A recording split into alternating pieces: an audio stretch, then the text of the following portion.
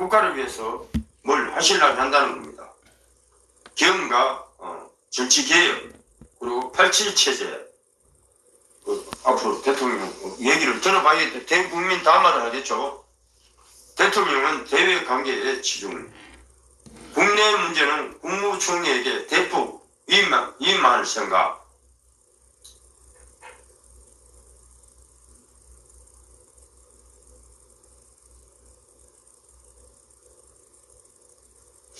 국무총리에 대폭 위임을 한답니다. 한덕수 총리 중무복귀하면 87 체제, 우리 몸에 맞출 그 87 체제가 뭔지 이게 굉장히 중요합니다.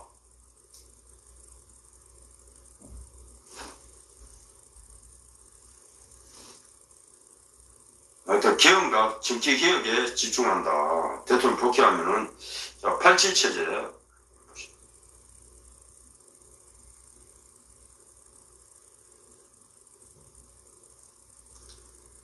87 체제란 87년도 체제, 신군부 체제에 맞선 대중적 사회운동인 6월 항쟁의 결과 1987년 대통령 직선제를 핵심으로 하는 개헌을 한 이래 이 헌법에 기반하여 안정적으로 집권 세력을 창출하는 선거민주주의가 국내에서 정착해 온 수년간의 헌정체제를 주로 가르칩니다.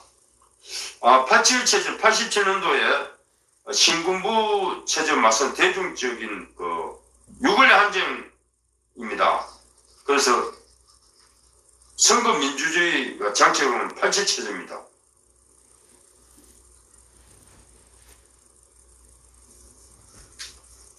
어, 87년도 민주화운동 성격과 영향입니다.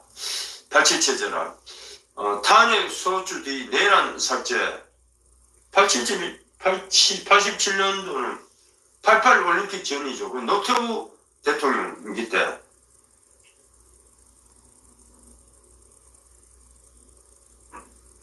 어, 88 올림픽 할 때죠. 그 전두환 말기 때입니다. 전두환 말기 때. 그 6월 항쟁이 많았는데, 그때 이제 5년 단임제 했죠. 대통령의 권위에 찬 결단 깊이 생각해달라.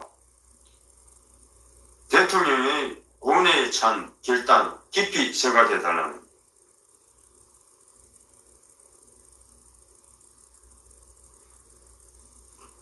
87 체제가 지금 굉장히 중요합니다. 87 체제.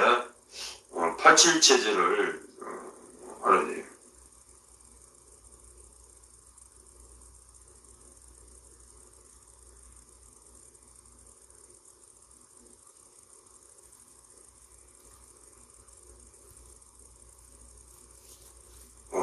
대통령이 지선제 한 겁니다. 개헌을 한 겁니다.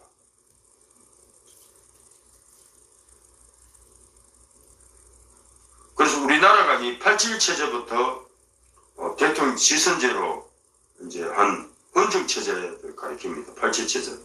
개념과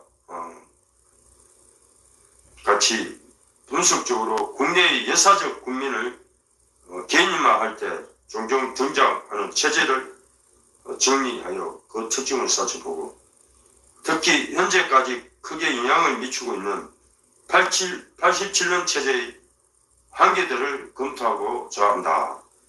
자, 그럼 윤석열 때 87년도에 우리나라 지선제가 5년 단임제가 생긴 거예요. 이걸 다 연구하자는 겁니다. 자, 윤석열 때 운동설한 죄를 지키겠다며 거리 나선 국민을 봤다.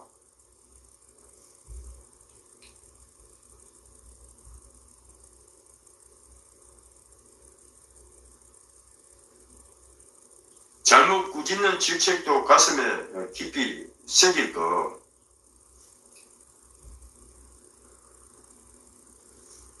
제87 체제를 전후로 한 역사적 체제를 함께 살펴보는 이유는 그것들 역시 현재와 무관하지 않기 때문이기도 하다. 이 87 체제의 한계들로는 첫째, 민주적인 사회 경제적인 대안의 미비, 둘째, 민주화 패러다임 자체의 한계, 셋째, 분단 체제 극복의 미완성 등을 꼽을 수 있다. 우리 사회의 현재를 가장 크게 구성하는 역사적 체제인 87년도 체제의 한계를 검토하는 일은 곧 새로운 역사적 과제를 모색하는 출발점이 될 수 있을 것이다. 87 체제가 굉장히 중요합니다. 그래서 87년도에 만들어진 이 체제, 87년도에 대통령 지선제를 핵심으로 하는 개헌한 이래 5년 단임제죠. 윤석열 대통령 탄핵심판 10차 변론 기일 종료했습니다. 종료했습니다.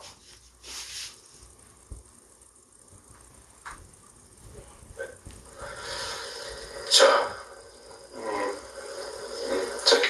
이렇게 되면은 오늘 최종 드디어 윤석열 대통령 지금 최후 변론 마쳤습니다. 드디어 마쳤습니다. 윤석열 대통령 탄핵심판 11차 변론 기일 종료했습니다. 윤석열 대통령이 최후 변론을 종료했습니다. 대통령이 최후 변론을 굉장히 잘했습니다. 굉장히 잘하고 탄핵 기각될 것 같습니다. 대통령이 굉장히 잘했습니다. 자, 대통령이 드디어 회의를 잘 마치고 또 선거가 이루어진다고 하면 피부치인 윤석열 대통령을 파면한다 하는 주문이 선고될 것이라고 확신하고 있고, 지금 추운 겨울이 지나고 선거와 동시에 이 현재에도 대한민국에도 봄이 오고 새로운 대한민국이 만들어질 것이라고 확신하고 기대하게 됩니다. 저 그러면은 선거 결과가 만약에 예상하시는 대로 나오지 않는다라고 한다고 해도 결과에 대해서 승복하실 거예요? 그럴 일은 절대 없을 거고요. 저는 당연히 법원의 판단, 헌법재판소의 판단, 그 누구나가 승복해야 되는 것이고요. 그런데 헌법재판소 종료했습니다. 저는 오늘 윤석열 오늘 종료했습니다. 마지막에 한 말 들으면서 아까는 고상만 대표님 말씀하셨는데 계속해서 거대 야당이다, 그다음에 전정부사, 그리고 마치 무슨 간첩 지령을 받아서 하는 행위가 얘기하는 거고, 정상적으로 대통령 지금 수행할 수 있는 상태인가까지 좀 의심이 돼요. 그렇고 마지막에는 헌법 개정에서 임기 단축까지도 생각할 테니 조금 기각시켜 주십시오라고 하는 육사정으로서 하는 느낌을 좀 받아서 전혀 탄핵을 기각할 만한 내용을 저는 들리지 않았다, 저는 이렇게 생각하고 있습니다. 그러면 오늘 이제 전반적으로 분위기가 그런데 최종 결론에 있어서는 정치적 판단이 아니라 공정하고 현명한 법적 판단이 있어야 될 것으로 생각을 합니다. 이상입니다. 윤석열 대통령 처음 변론 종료했습니다. 헌법재판소 전부 종료했습니다. 우선 진술한테 국민 사과와 그리고 비상기업에 이르게 된 본인의 그런 고뇌 진솔하게 잘 나타났다, 이렇게 생각을 하고, 앞으로 국가와 국민을 위해서 개헌이라든가 이런 정치개혁을 하시겠다는 말씀과 행기에 연연하지 않겠다는 그런 내용이 특히 기억에 남았습니다. 방금 말씀하셨는데 자유임기 예언치 않고 개혁 추진하겠다고 했는데 당 차원에서 좀 어떻게 대비를 하시는 게 있을까요? 그걸 이미 그 탄핵 결론과 관계없이 우리가 여러 차례 이미 87년에 개헌이 필요하다고 주장을 했고, 또 그와 관련돼서 지금 당연히 개헌특위 구성도 지금 박차를 가하고 있을 뿐만 아니라 여러 차례 그런 공청회를 통해서 개헌의 필요성과 실효성에 대해서 계속해서 국민들께 호소하고 있습니다. 이 정도 하겠습니다. 네, 수고하셨습니다. 존경하는 재판관 여러분, 윤석열 사랑하는 국민 여러분, 윤석열 나왔습니다. 작년 12월 3일 비상계엄을 선포한 후 84일이 지났습니다. 대통령 파이팅입니다. 제 삶에서 가장 힘든 날들이었지만 감사와 성찰의 시간이기도 윤석열 대통령 했습니다. 파이팅입니다. 저 자신을 돌아보면서 그동안 국민들께 대통령 아브라함 사랑을 최종 받아왔다는 진술입니다. 생각이 들었습니다. 감사한 마음이 들면서도 국민께서 일하라고 맡겨주신 시간에 제 일을 하지 못하고 있는 현실이 송구스럽고 가슴 아팠습니다. 한편으로 많은 국민들께서 여전히 믿어주고 계신 모습에 무거운 책임감도 느꼈습니다. 국민 여러분께 죄송하고 감사하다는 말씀 먼저 드리고 싶습니다. 제가 비상계엄을 선포하고 몇 시간 후 해제했을 때 많은 분들께서 이해를 못하셨습니다. 지금도 어리둥절해 하시는 분들이 있을 겁니다. 계엄이라는 단어에서 연상되는 과거의 부정적 기억도 있을 것입니다. 거대 야당과 내란 공작 세력들은 이런 트라우마를 악용하여 국민을 선동하고 있습니다. 그러나 12.3 비상계엄은 과거의 계엄과는 완전히 다른 것입니다. 다릅니다. 국민을 완전히 다르죠. 억압하는 계엄이 아니라 완전히 다른 계엄입니다. 의식을 빌린 대국민 호소입니다. 12.3 비상계엄 선포는 이 나라가 지금 망국적 위기 상황에 처해 있음을 선언하는 것이고 주권자인 국민들께서 상황을 직시하고 이를 극복하는 데 함께 나서달라는 절박한 호소입니다. 무엇보다 윤석열 대통령 파이팅입니다. 파이팅. 윤석열 개인을 위한 선택은 결코 아니었다는 사실을 분명히 말씀드립니다. 저는 이미 권력의 정점인 대통령 자리에 있습니다. 대통령에게 가장 편하고 쉬운 길은 힘든 일을 굳이 버리지 않고 사회 여러 세력과 잘 타협하고 모든 사람들에게 듣기 좋은 말을 하면서 임기 5년을 안온하게 보내는 것입니다. 일하겠다는 욕심을 버리면 치열하게 싸울 일도 없고 어려운 선택을 할 일도 없어집니다. 저 개인의 삶만 생각한다면 정치적 윤석열 대통령 파이팅입니다. 파이팅. 거센 공격을 받을 수 있는 이런 비상계엄을 선택할 우리나라 최고의 영웅 윤석열 저는 대통령. 계엄을 결심했을 때 제게 많은 어려움이 닥칠 것을 당연히 예감했습니다. 거대 야당은 제가 독재를 하고 집권 맞습니다. 연장을 위해 비상계엄을 했다고 옳은 말씀입니다. 대통령. 내란죄를 씌우려는 공작 프레임입니다. 정말 그런 생각이었다면 고작 280명의 실무장도 하지 않은 병력만 투입하도록 했겠습니까? 맞습니다. 주말이 아닌 평일에 계엄 선포를 하고 계엄을 선포한 후에 병력을 이동시키도록 했겠습니까? 심판정 증거조사에서 드러난 사실에 의하면 그나마 계엄 해제 요구 결의 이전에 국회에 들어간 병력은 106명에 불과하고 본관에 들어간 병력은 15명입니다. 15명이 유리창을 깨고 들어간 이유도 자신들의 근무 위치가 본관인데 입구를 시민들이 막고 있어서 충돌을 피하기 위해 불 꺼진 창문을 찾아 들어간 것입니다. 또한 국회의 해제 요구 결의가 이루어진 이후에 즉시 모든 병력을 철수했습니다. 투입된 군의 병력이 워낙 소수이다 보니 국회 외곽 경비와 질서 유지는 경찰에 요청했습니다. 경찰은 인근 전장년 집회 대응 경력 300명을 국회 외곽에 보냈습니다. 부상당한 군인들은 있었지만 일반 시민들은 단 한 명의 피해도 없었습니다. 처음부터 저는 국방장관에게 이번 비상계엄의 목적이 대국민 호소용임을 분명히 밝혔습니다. 또한 국회의 계엄 해제 요구가 신속히 뒤따를 것이므로 계엄 상태가 오래가지 않을 것이라고 했습니다. 하지만 그런 내용을 사전에 군 지휘관들에게 그대로 알릴 수는 없었습니다. 그래서 최소한의 병력을 실무장하지 않은 상태로 투입함으로써 군의 임무를 경비와 질서 유지로 확실하게 제한한 것입니다. 많은 병력이 무장 상태로 투입되면 아무리 조심하고 자제하라고 해도 군중과 충돌하기 쉽습니다. 그런 일이 발생하지 않도록 원천 차단한 것이고 실제 결과도 예상대로였습니다.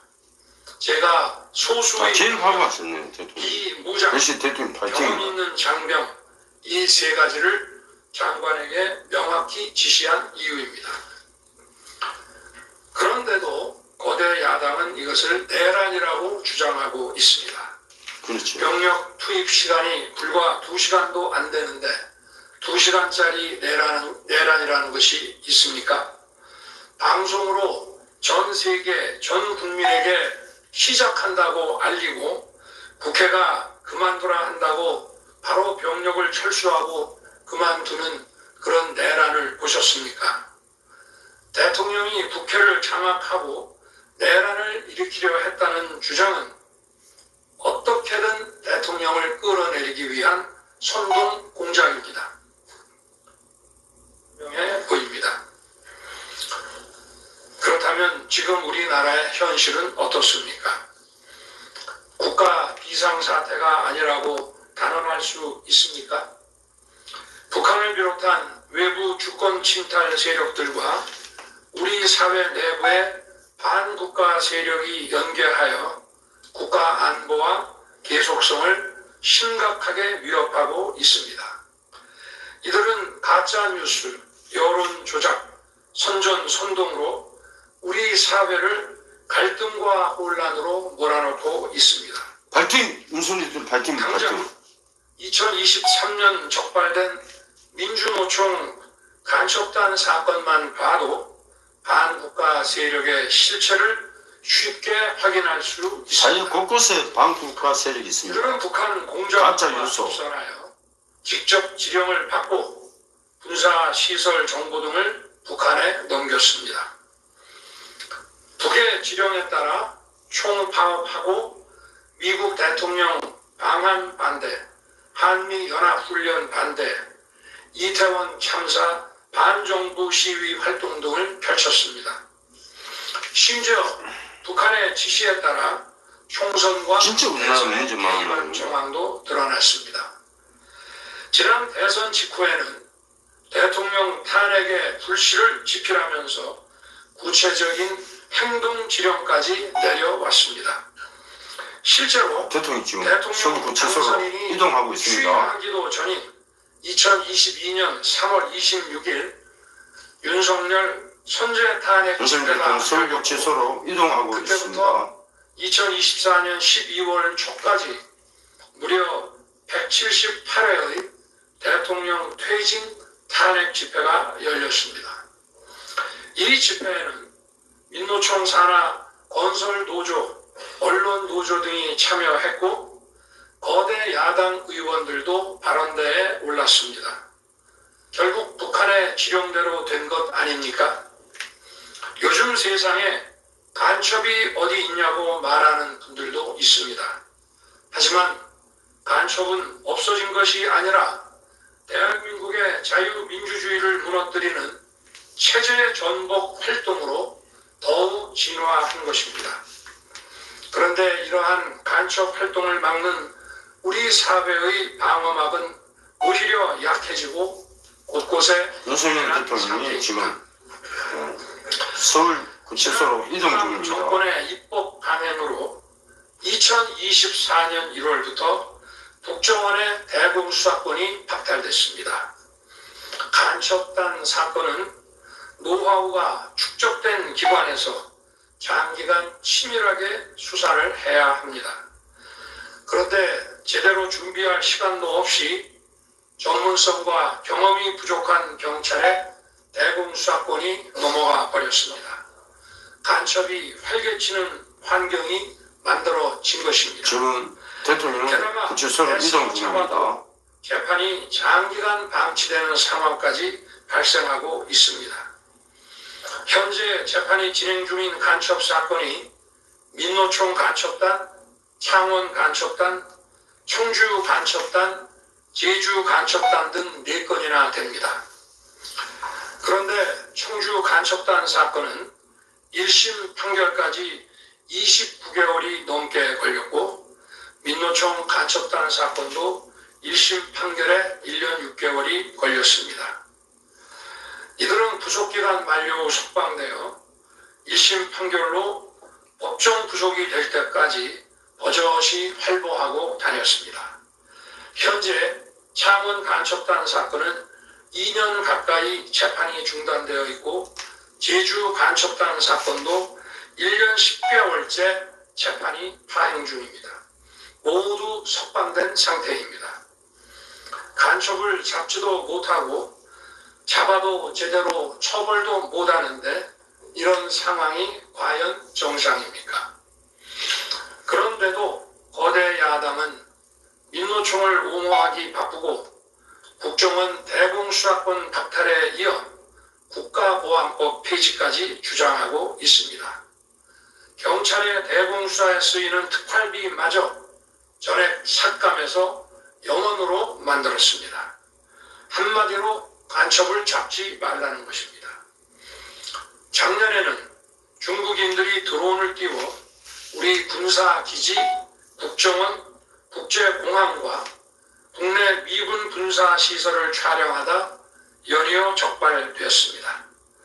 이들을 간첩죄로 처벌하기 위해서는 법률을 개정해야 하는데 거대 야당이 완강히 거부하고 있습니다. 국가 핵심 기술을 유출하는 산업 스파이도 최근 급증하고 있습니다. 반도체, 디스플레이 등 기술 유출 피해가 수십조 원에 달하는데 그 3분의 2가 중국으로 유출됩니다. 중국은 사진 한 장만 잘못 찍어도 우리 국민을 마음대로 구금하는 강력한 반간첩법을 시행하고 있는데 거대 야당은 산업 스파이를 막기 위한 간첩죄 법률 개정조차 가로막고 있습니다. 윤석열 대통령 파이팅! 거대 야당이 파이팅입니다, 파이팅. 방산 물자를 대통령 수출할 파이팅입니다. 때 국회 동의를 아주 좋아요. 방위사업법 개정안을 대통령 복귀해서 추진하고 있습니다. 방산 비밀 자료를 자, 국회에 제출해야 하고 국가를 거대 야당이 망치려고 하는 세력들을 다 물리쳐야 됩니다. 방산 물자도 수출할 수 없게 됩니다. 국회에 제출된 방산 비밀 자료들이 제대로 보안 유지가 되며 적대 세력에 넘어가지 않는다고 누가 보장할 수 있겠습니까? 방산 비밀 자료가 다름 아닙니다. 파이팅! 대통령 파이팅! 힘내세요! 또한 거대 우리 야당은 국민들이 다 지켜주고 있습니다. 대통령님을. 국회의 권능을 마비시키려 했다며 내란몰이를 계속하고 있습니다. 하지만 거대 야당은 제가 대통령 인기 내일부터 또 50% 이상 55% 나옵니다. 취임하기도 전부터 인기가 점점 올라가고 있습니다. 지속적으로 끈질기게 정부의 권능을 마비시켜 왔습니다. 마치 정부를 마비시키는 것이 유일한 목표인 것처럼 국회의 권한을 마구마구 대통령 지금 서울구치소로 이동 중에 있습니다. 국회의원과 대통령 수고 많이 하셨습니다. 국회 의결도 전혀 방해받지 않은 2시간 반짜리 비상개헌과 정부 출범 이후 2년 반 동안 줄 탄핵, 입법 예산 폭거로 정부를 마비시켜온 거대 야당 가운데 어느 쪽이 상대의 권능을 마비시키고 침해한 것입니까? 거대 야당은 국무위원들은 물론이고 방통위원장, 검사, 감사원장에 이르기까지 탄핵하고 또 탄핵했습니다. 탄핵 사유가 되는지 여부는 전혀 중요하지 않았습니다. 심지어 거대 야당 대표를 노려봤다고 장관을 탄핵하기도 했습니다. 일단 탄핵해서 직무를 정지시켜 놓고 정작 헌재 탄핵 심판에서는 탄핵 사유를 마음대로 변경하는 황당한 일도 반복해 왔습니다. 얼마 전 중앙지검장 등 검사들에 대한 탄핵 심판을 재판관 여러분께서 직접 진행하시지 않았습니까? 기자회견장에서 거짓말을 했다는데 실제로는 그 기자회견장에 나오지도 않았고 국정감사에서 허위 증언을 했다는데 정작 국정감사에 출석하지도 않았습니다. 기본적인 탄핵 사유조차 틀렸는데도 일단 직무부터 정지시키고 보는 것입니다. 이것이 과연 정상적인 일입니까? 거대 야당의 공직자 줄 탄핵은 정부 기능을 마비시키는 차원을 넘어 헌정 질서 붕괴로 치닫고 있습니다. 이태원 참사가 발생하자 거대 야당은 연일 진상규명을 외치면서 참사를 정쟁에 이용했습니다. 급기야 행정안전부 장관을 탄핵했습니다. 당시 북한이 민노총 간첩단에게 보낸 지령문에 이런 내용이 있습니다. 이번 특대형 참사를 계기로 사회 내부에 세월호 참사 진상규명 투쟁과 같은 정세 국면을 조성하는 데 중점을 두고 각계각층의 분노를 최대한 분출시켜라. 거대 야당이 북한 지령을 받은 간첩단과 사실상 똑같은 일을 벌인 것입니다. 이야말로 사회의 갈등과 혼란을 키우는 선동 탄핵이라 할 것입니다. 거대 야당은 자신들의 당대표를 수사하는 검사들도 줄줄이 탄핵하고 서울중앙지검장까지 탄핵했습니다. 검사 탄핵은 그 자체로도 수사 방해이지만 검사 탄핵을 지켜보는 판사들에 대한 겁박이 되기 마련입니다. 야당 대표에 대한 검찰 수사를 막고 야당 대표의 범죄를 심판할 판사들까지 압박하기 위한 방탄 탄핵인 것입니다. 급기야 거대 야당은 지난 정부의 이적 행위를 감사하던 감사원장까지 탄핵했습니다. 거대 야당은 감사원장 탄핵 소추안에 사드 정식 배치 고위 지원 의혹 감사를 탄핵 사유로 포함시켰습니다. 이 사건은 지난 민주당 정부의 안보라인 고위직 인사 4명이 주한 중국 대사관 무관에게 사드 배치 작전명, 작전 일시, 작전 내용 등 국가 기밀 정보를 넘겨준 간첩 사건입니다. 감사원은 이를 적발하고 검찰에 수사 의뢰하는 등 감사 조치를 진행하였는데 이것이 탄핵 사유라는 것입니다. 자신들의 간첩 행위를 무마하기 위한 이적 탄핵이 아닐 수 없습니다. 헌법기관인 감사원장에 대한 무차별 탄핵은 그 자체로도 심각한 헌법 파괴 행위이지만 이적 행위까지 탄핵으로 덮는 것을 보며 이야말로 자유민주주의를 무너뜨리는 망국적 위기 상황이라고 판단한 것입니다. 또 한편 정부 각 부처들은 국민의 세금으로 엄청난 규모의 예산을 사용 집행하고 있습니다. 수많은 산하기관도 거느리고 있습니다. 그런데 이런 부처의 수장들을 탄핵 소추로 직무정지시켜 그 부처의 기능을 마비시키거나 심각하게 져야 한다면 기회 비용과 재정적 측면에서도 국가와 국민의 얼마나 막대한 경제적 피해를 입히는 것이 되겠습니까? 거대 야당은 공직자를 무차별 탄핵 소추하고 소추인단 변호사 비용도 국민 세금으로 사용하고 있습니다. 그렇지만 억울하게 탄핵 소추된 공직자들은 직무가 정지된 상황에서 자기 개인 자금으로 변호사 비용까지 조달해야 합니다. 정부 공직자들은 거대 야당의 이러한 폭거에 한없이 위축될 수밖에 없습니다. 이처럼 거대 야당은 선동 탄핵, 방탄 탄핵 더 낮춰져야 합니다. 제가 직무에 복귀하게 된다면 먼저 87 체제를 우리 몸에 맞추고 감사합니다. 미래 좋아요. 세대에게 구독하세요. 제대로 된 사랑합니다. 나라를 물려주기 위한 개헌과 정치개혁의 추진에 후반부를 집중하려고 합니다. 윤석열 대통령 파이팅입니다. 이미 파이팅. 대통령직을 시작할 때부터 임기 중반 이후에는 개헌과 선거제 등 정치 개혁을 추진하겠다는 계획을 가지고 있었습니다. 현직 대통령의 희생과 결단 없이는 개헌과 정치 개혁을 할 수 없습니다. 그래서 내가 이것을 해내자고 생각했던 것입니다. 저는 여러 전직 대통령들이 후보 시절 공약하고도 이행하지 못한 청와대 국민 반환도 당선 직후 즉시 추진하고 이행한 바 있습니다.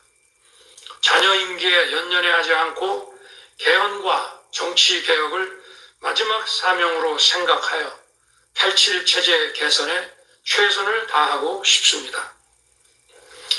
개헌과 정치 개혁 과정에서 국민 통합을 이루는 데도 노력을 다할 것입니다. 결국 국민 통합은 헌법과 헌법 가치를 통해 이루어지는 만큼 개헌과 정치 개혁이 올바르게 추진된다면 그 과정에서 갈라지고 분열된 국민들이 통합될 것이라고 믿습니다. 그렇게 되면 현행 헌법상 자녀 임기에 연연해야 할 이유가 없고 오히려 제게는 크나큰 영광이라고 생각합니다. 그리고 국정 업무에 대해서는 급변하는 국제 정세와 글로벌 복합 위기 상황을 감안하여 대통령은 대외 관계에 치중하고 국내 문제는 총리에게 대폭 위임할 생각입니다. 우리 경제는 다른 어느 나라보다 대외 의존도가 높습니다. 특히 미 트럼프 행정부 출범 이후 국제 질서의 급변과 글로벌 경제 안보의 불확실성에 크게 영향을 받을 수밖에 없습니다. 지금 우리가 국가 노선을 어떻게 선택하느냐에 따라 이 위기가 기회가 될 수도 있고 돌이킬 수 없는 재앙을 맞을 수도 있습니다. 글로벌 중추 외교 기조로 역대 가장 강력한 한미 동맹을 구축하고 한미일 협력을 이끌어낸 경험으로 대외 관계에서 국익을 지키는 일에 매진하고 싶습니다. 임기 전반기에도 지방시다위원회와 국민통합위원회를 통해 지역별, 세대별, 계층별 통합을 위해 노력해 왔지만 앞으로도 국민을 하나로 묶고 국가 전체 시너지를 올리는 국민 통합에 더욱 노력할 것입니다. 존경하는 헌법재판관 여러분, 먼저 촉박한 일종의 탄핵 심판이었지만 충실한 심리에 애써주신 재판관님들께 깊이 감사드립니다. 이번 심리는 내란 탄핵으로 소추한 후 심판 대상에서 내란을 삭제한 소추단 측이 제시한 쟁점 위주로 이루어지게 됐습니다. 그러다 보니 제가 12.3 비상계엄을 선포한 이유와 그 불가피성에 대해서는 충분히 설명드릴 기회가 부족했다고 생각합니다. 서면으로 성실하게 관련 자료를 제출하였으니 대통령으로서 고뇌의 결단을 한 이유를 깊이 생각해 주시기 바랍니다. 또 많은 국가 기밀 정보를 다루는 대통령으로서 재판관님들께 모두 설명드릴 수 없는 부분에까지 재판관님들의 지혜와 해안이 미칠 것이라 믿습니다. 다시 한번 재판관님들의 노고에 감사드립니다. 그리고 사랑하는 대한민국 국민 여러분, 국가와 국민을 위한 계엄이었지만 그 과정에서 소중한 국민 여러분께 혼란과 불편을 끼쳐드린 점 진심으로 죄송스럽게 생각합니다. 저의 구속 과정에서 벌어진 일들로 어려운 상황에 처한 청년들도 있습니다. 옳고 그름에 앞서서 너무나 마음이 아프고 미안합니다. 정말 미안한 생각을 가지고 있습니다. 대통령 파이팅! 저는 윤석열 대통령 파이팅! 때 나라를 위해 목숨을 바치겠다고 결심했습니다. 지난 파이팅입니다. 12.3 대통령 파이팅! 개헌과 탄핵 소추 이후 엄동설안에 저를 지키겠다고 거리로 나선 국민들을 보았습니다. 저를 비판하고 질책하는 국민들의 목소리도 들었습니다. 서로 다른 주장을 하고 있지만 모두 대한민국을 사랑하는 마음이라고 생각합니다. 부족한 저를 지금까지 믿어주시고 응원을 보내주고 계신 국민 여러분께 진심으로 감사드립니다. 저의 잘못을 꾸짖는 국민의 질책도 가슴에 깊이 새기겠습니다. 그리고 이 내 나라를 모든 지키는 과정이 윤석열 새로운 대통령입니다. 대한민국으로 도약하는 디딤돌이 될 수 있도록 최선을 다하겠습니다. 감사합니다. 대통령 파이팅입니다. 수고 많으셨습니다. 대통령 파이팅입니다. 대통령 파이팅입니다. 네, 지금까지 윤석열 대통령의 오늘 최종 진술 내용을 들어보셨는데 총 67분이었는데요. 주요 부분만 들었는데도 이제 좀 분량이 좀 많기는 했습니다. 전체적으로 앞부분에서 이번 개혁이 경고성 개혁을 불과했다라는 부분을 다시 한번 강조를 했고 또 비상개혁을 하게 된 이유 그래서 뭐 반국가 세력, 북한의 지령 대통령 아주 대통령 수고했습니다. 대통령 수고했습니다. 너무나 수고 많았습니다. 대통령님. 야당이 국방 예산 줄이거나 또 이 부분을 막았다. 그리고 이제 또 이제 국무위원 등을 계속해서 무차별로 이제 탈핵했다는 점 그런 강조를 했고요. 뒷부분에서는 직무에 복귀하면 개헌 그리고 정치 개혁에 집중하겠다. 그리고 마무리에서 제가 해설을 좀 하겠습니다. 국민 여러분들께 이제 감사하는 김삼 철학가, 김삼 해설가, 같습니다. 김삼 도사가 봤는데요. 다시 한번 어떻게 들으셨나요? 오늘 그 헌법재판소 11차 변론 다 마무리됐습니다. 드디어 이 긴 시간 이 변론이 한 두 달 했죠. 2달 정도 했습니다. 그래서 오늘 드디어 대통령 최후 변론을 하고 대통령 지지율이 지금 50% 올라갔습니다. 50% 지지율이 50%입니다. 끝까지 사과는 없었다. 감천만 25번 언급한 윤석열 대통령 최후 진술 이렇게 경향신문에 나왔어요. 자, 대통령이 제가 봤을 때는 탄핵 기각되겠습니다. 오늘 진술을 굉장히 잘했습니다. 대통령이 진술을 잘했습니다. 그래서 대통령이 3월 초에 중앙지법의 형사합의 25부 직영 부장판사가 석방할 것 같습니다. 지지율이 50% 이상 되었습니다. 그래서 석방하고 탄핵이 기각되겠습니다. 이 탄핵 지금 재판이 대통령